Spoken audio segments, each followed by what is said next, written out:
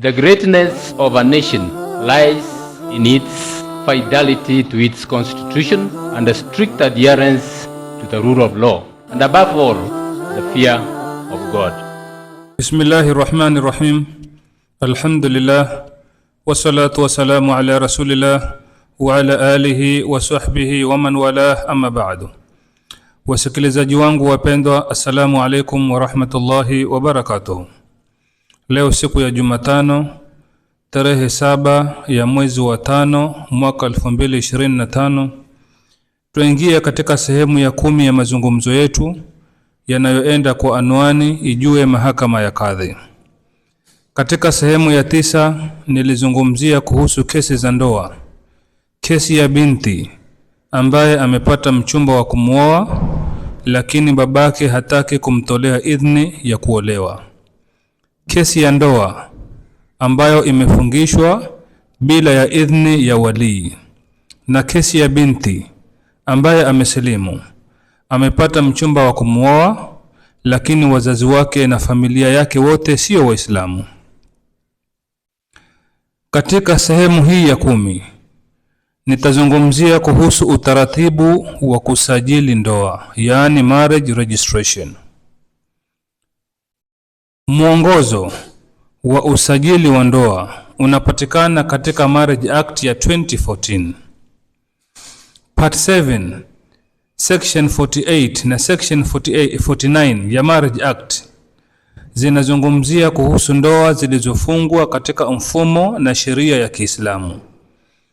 Part 8, Section 50, Section 51 na Section 52 zinazungumzia kuhusu kuchaguliwa kwa watu wanaoitwa marriage officers.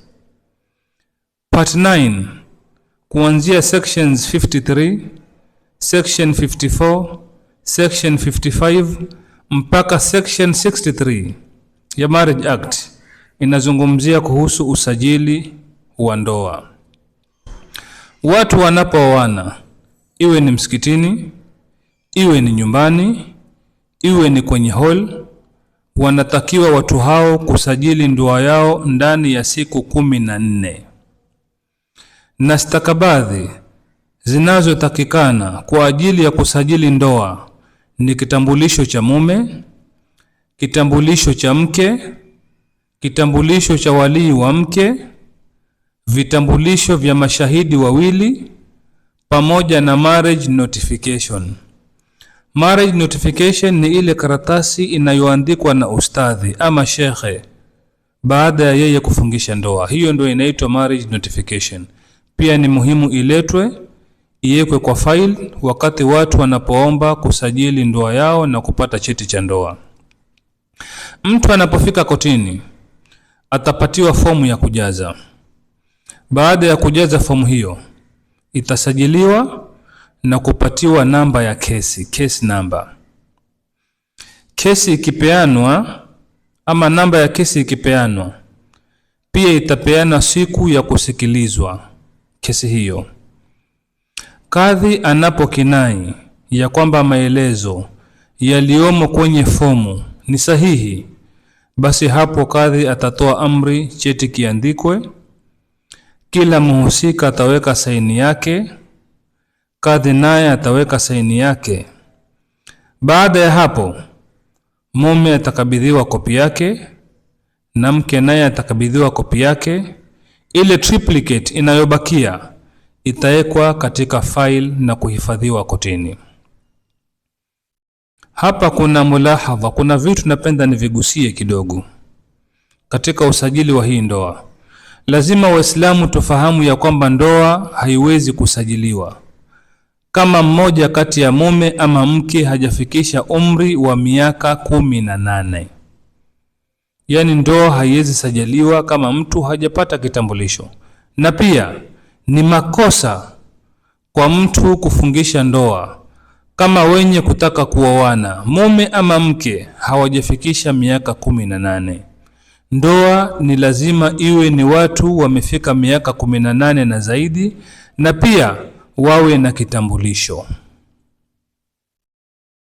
Jambo jingine, ndoa pia haiwezi kusajiliwa kama watu walioana wamekuja kotini, lakini baada ya kuwahoji imegundulika ya kwamba mtu aliyotoa idhini ya ndoa hiyo hajakidhi vigezo vya yeye kuwa walii. Kwa mfano, ndoa imefungishwa, lakini walii wa mwanamke alikuwa ni mjombake, mjomba ndugu yake mama. Hapo ndoa huwa haijatimia, hapo ndoa huwa haina kasoro, kwa sababu imekosa sharti miongoni mwa sharti za ndoa. Mjomba hawezi kuwa walii wa ndoa. Jingine, mathalan mwanamke amekuja kotini kusajili ndoa yake, lakini ikathibiti ya kwamba huyu mwanamke hii ni ndoa yake ya pili. Ikiwa hii ni ndoa yake ya pili yataka kuisajili, basi kitu cha kwanza lazima atuthibitishie ya kwamba ndoa ya kwanza iliisha, yani atuthibitishie ya kwamba yeye aliachwa. Kuthibitisha kotini kwamba mtu ameachwa ni kutoa divorce certificate. Ili ndoa hii ya pili isajiliwe, lazima athibitishe kupitia divorce certificate ya kwamba aliachwa, ndio ndoa ya pili iweze kusajiliwa. Kama mwanamke huyu hana divorce certificate, itabidi kwanza aje kotini aombe kusajili ndoa, talaka yake, talaka isajiliwe, apate divorce certificate, ndio aingie katika ndoa ya pili, ama ndio ndoa ya pili isajiliwe. Hili jingine nataka nilizungumzie kwa wanawake hasa. Mnapokuja kotini kutaka kusajili ndoa zenu, sisi tukiwapa fomu mujaze, hakikisheni kama hujalipwa mahari, hakikisha ile fomu imejazwa ya kwamba mahari hujalipwa.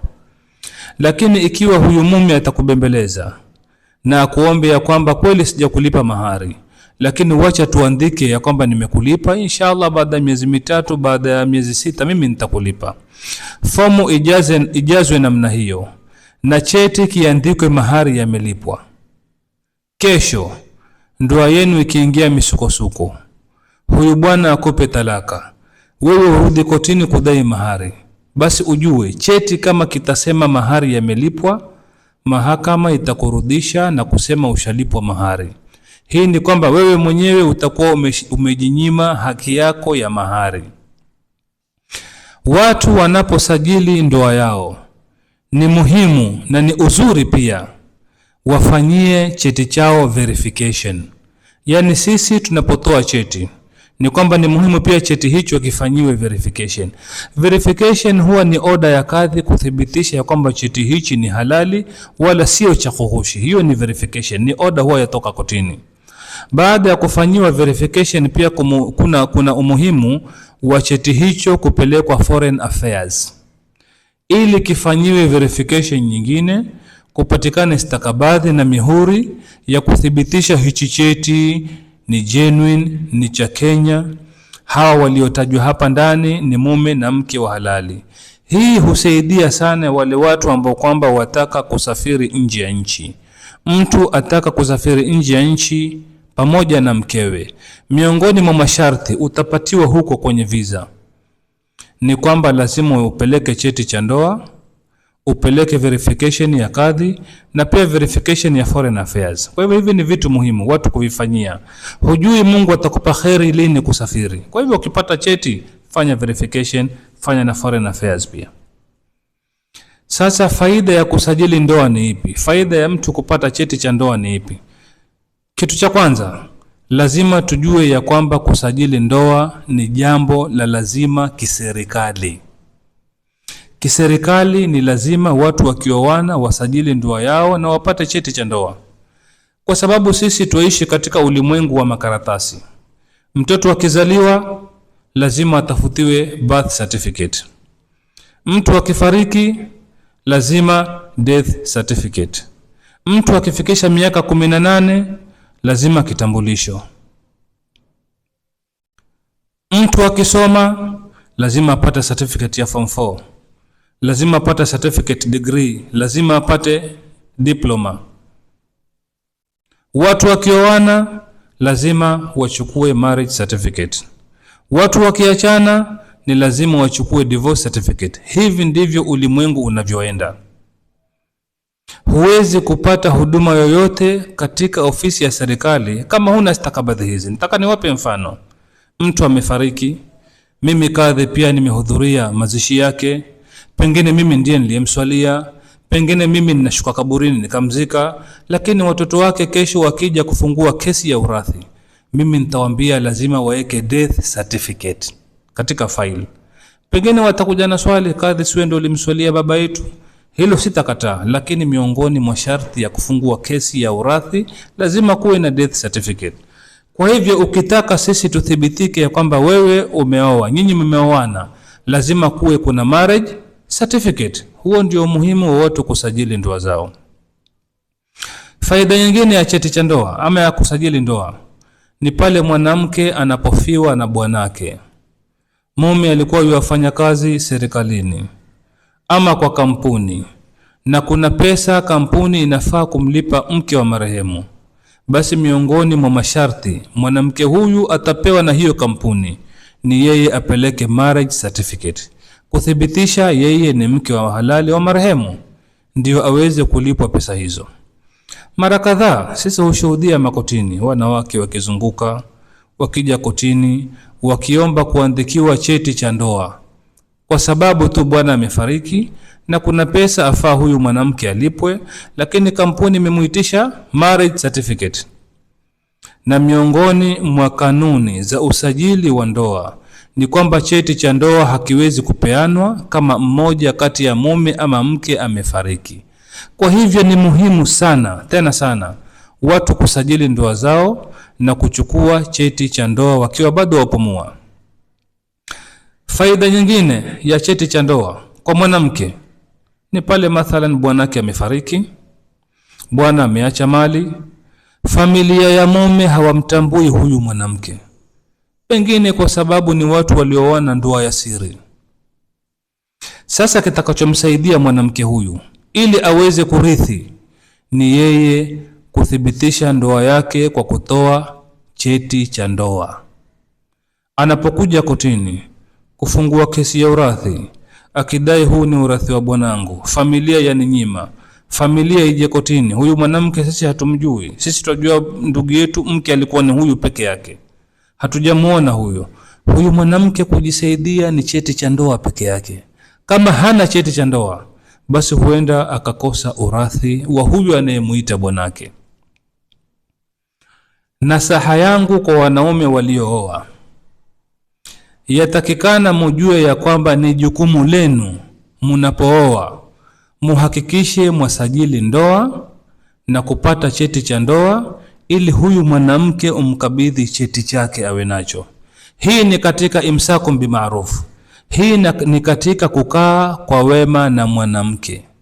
Usimpe mwanamke dhiki ya kupita makotini kutafuta cheti cha ndoa na ila hali wewe mwenye kuoa. Wewe uliokwenda ukapose tukakuoza, bado uko hai, bado wapumua wewe. Usimtie mwanamke katika dhiki. Ni jukumu lako, ni wajibu wako kuhakikisha huyu mwanamke apata cheti chake cha ndoa ili kuilinda ndoa yake na pia ili kupata heshima yeye katika familia yenu. Sije kesho ikatokea umeondoka duniani mwanamke akokosa urathi ili tu kwa sababu wewe hukusajili hii ndoa, hukuhakikisha huyu mwanamke yuapata cheti cha ndoa. Kwa leo nitakomea hapa. Siku ya Jumamosi insha Allah itawajilia sehemu ya 11 ya mazungumzo yetu, na hapo nitazungumzia kuhusu usajili wa talaka, divorce registration.